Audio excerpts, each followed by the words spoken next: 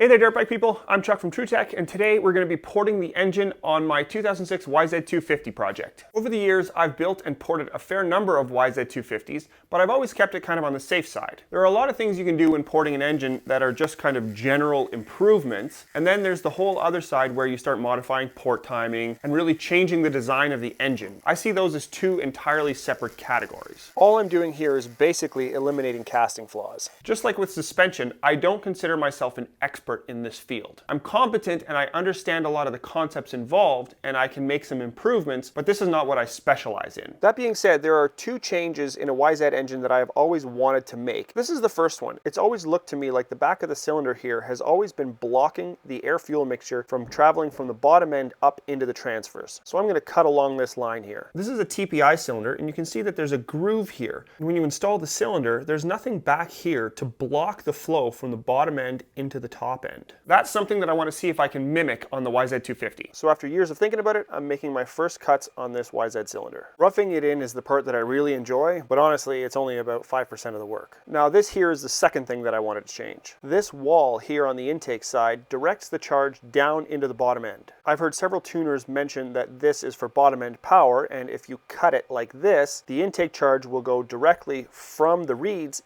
into the transfers and increase top end power significantly. Some tuners say that if I remove the wall like this, it's going to hurt bottom end power, but some tuners say that it's just going to increase power all around. I guess I'll find out. This is one of the factors that makes it really difficult to get good objective information on modifications. If I'm going to make a modification on a customer's bike, I need to have a really strong understanding of what I'm actually doing. I've encountered very few tuners and mechanics who are actually able to properly back up their ideas. Most of the time it comes down to, well, I've done it this way for 30 years and it's never caused me any problems. The problem I have is that the next tuner will say that they've done it for 30 years a different way and it hasn't caused them any problems. So that really doesn't help me at all. A red flag for me is when a tuner gives really specific instructions on what exactly needs to be done, but fails to be specific when explaining why it needs to be done. Another red flag is rigidity. If a tuner really knows what he's talking about, he can usually come at you with 3 or 4 solutions to a problem. The Dunning-Kruger effect runs rampant in the bike industry.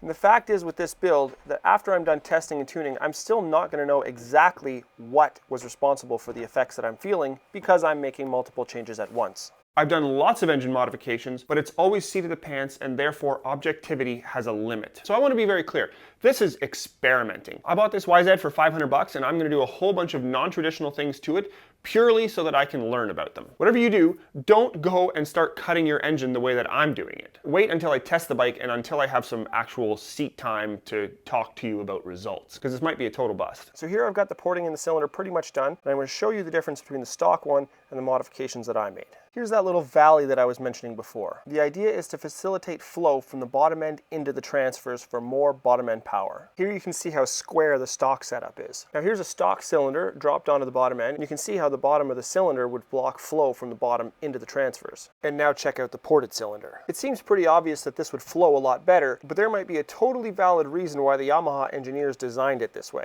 Now let's have a look at the intake. It's quite a mess in here, and there's a lot of basic cleanup that I can do. On the bottom you can see these sharp little corners, and in the top of the port there's some angles that need to be cleaned up as well. Now here's the ported cylinder. The big advantage that I have with this bike is that I get to learn a whole bunch of stuff on it, and I get to share that stuff with you, and you can take what you want. So if you guys like this video, please go ahead and give me a thumbs up. If you want to see more content like this, then feel free to subscribe and hit the notification bell. If you want to see what I'm doing on a more day-to-day basis, you can find that content over on Instagram. I really appreciate your time, and I hope that I was able to add value to your dirt bike situation.